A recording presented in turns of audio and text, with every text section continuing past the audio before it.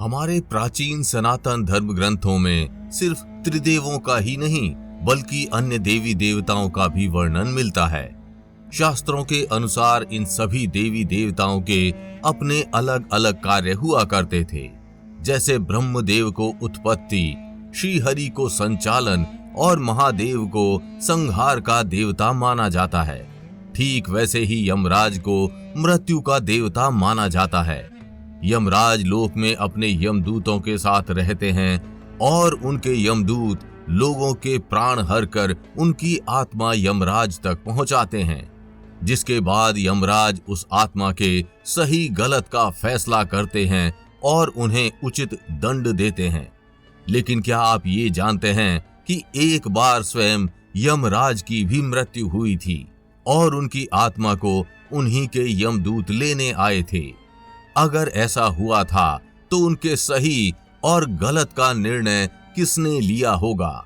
आखिर क्या हुआ तब जब हुई मृत्यु के देवता की मृत्यु? आखिर कैसे किया यमदूतों ने अपने ही यमदेव का सामना? इस रहस्यमयी कहानी को जानने के लिए इस वीडियो को अंत तक जरूर देखिएगा।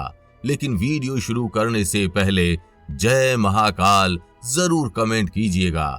महाकाल की कृपा आपके घर परिवार पर सदैव बनी रहेगी। एक बार कालांतर में शिव भक्त राजा श्वेत राज किया करते थे। वे सदा शिव भक्ति में लीन रहा करते थे। उनका पूरा जीवन राजपाट में बीता था, इसलिए उन्होंने वृद्धावस्था में संन्यास लेने का सोचा। अतः वे अपने राजपाट अपने बेटे को सौंपकर गोदावरी नदी तट पर बस गए। उन्होंने उसी तट पर एक गुफा में शिवलिंग स्थापित किया और वहां शिव जी की आराधना में लग गए। वहां उन्होंने भगवान शिव की बड़ी प्रचंड साधना की और वे राजा श्वेत से महामुनि श्वेत बन गए।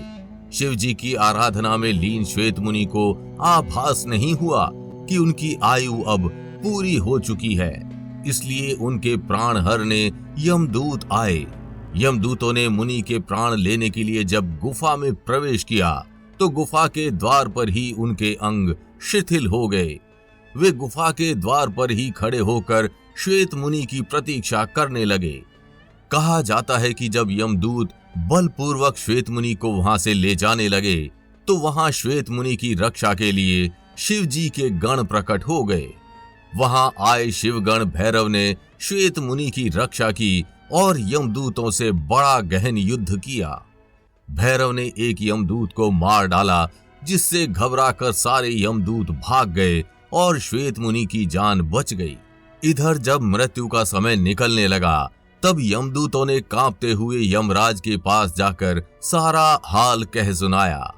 अपने यमदूत की मृत्यु का समाचार सुनकर यमराज क्रोधित हो गए और यमदंड लेकर भैंसे पर सवार होकर अपनी सेना के साथ वहां पहुंचे। यमराज जब बलपूर्वक श्वेत मुनि को ले जाने लगे तब श्वेत मुनि की रक्षा स्वयं शिवगणों के सेनापति कार्तिकेय ने की। तब वहां यमराज और कार्तिकेय में बड़ा घनघोर युद्ध हुआ।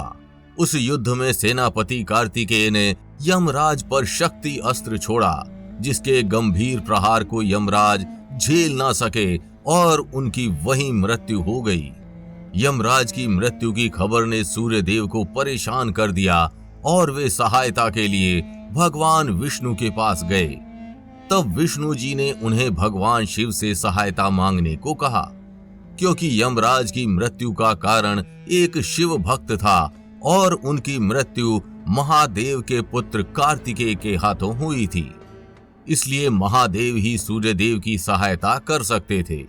जिसके बाद सूर्यदेव महादेव के पास गए और उनसे यमराज का जीवन दान मांगा, क्योंकि पृथ्वी पर जीवन मरण का संतुलन बनाए रखने के लिए यमराज की जरूरत थी। सूर्यदेव ने पृथ्वी का संतुलन बनाए रखने के लिए महादेव से यमराज को पुनर्जीवित करने की प्रार्थना की, जिसके बाद भगवान शिव ने नंदी से यमुना का जल मंगवाया और यमराज के पार्थिव शरीर पर छिड़क कर उन्हें पुनः जीवित कर दिया। इस प्रकार सूर्यदेव के प्रयास और यमुना के जल ने यमराज का जीवन बचा लिया। तो आखिर क्या था यमराज का सूर्यदेव और यमुना से संबंध? वास्तव में सूर्यदेव यमराज के पिता थे और यमुना यमराज की बहन थी। मार्कंडेय पुराण के अनुसार देव शिल्पी विश्वकर्मा की पुत्री संज्ञा का विवाह सूर्यदेव से हुआ था। विवाह के बाद संज्ञा ने अपने पति सूर्य को देखकर भय से अपनी आंखें बंद कर ली थी। तब सूर्य ने क्रोध में संज्ञा को श्राप देते हुए कहा कि तुम्हें जो पुत्र होगा वो लोगों का प्राण लेने वाला होगा। इसके बाद जब संज्ञा ने उनसे क्षमा मांगी तब सूर्यदेव ने उनसे कहा कि तुम्हें जो कन्या होगी वो नदी के रूप में बहा करेगी। इसके बाद संज्ञा और सूर्यदेव को यम नामक पुत्र तथा यमी नामक पुत्री की प्राप्ति हुई। आगे चलकर यम मृत्यु के देवता यमराज बने और यमी यमुना नदी बनी। इसके अलावा संज्ञा और सूर्यदेव को अश्वनी कुमार और श्राद्ध देव मनु नामक अन्य पुत्र भी प्राप्त हुए। यमराज परम भागवत 12 भागवताचार्यों में से एक हैं। यमराज को दक्षिण दिशा का दिक्पाल माना जाता है। हिंदू धर्म के अलग अलग ग्रंथों में यमराज के बारे में अलग अलग बातों का वर्णन मिलता है। ऋग्वेद के अनुसार यमराज एक सौर देवता विवस्वत और सरस्वती के पुत्र हैं। उपनिषद में यम को ब्राह्मण लड़के नचिकेता के शिक्षक के रूप में चित्रित किया गया है। महाकाव्य महाभारत के अनुसार यमराज पांचों पांडवों के सबसे बड़े भाई युधिष्ठिर के पिता थे।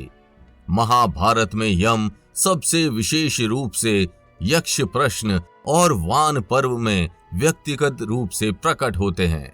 यमराज सृष्टि में मृत्यु के विभागाध्यक्ष हैं। सृष्टि के प्राणियों के भौतिक शरीरों के नष्ट हो जाने के बाद उनकी आत्माओं को उचित स्थान पर पहुंचाने और शरीर के हिस्सों को पंच तत्वों में विलीन कर देते हैं। चित्रगुप्त संसार के लेखा जोखा कार्यालय को संभालते हैं और यमराज से स्वर्ग तथा नर्क के मुख्यालयों में तालमेल भी कराते रहते हैं।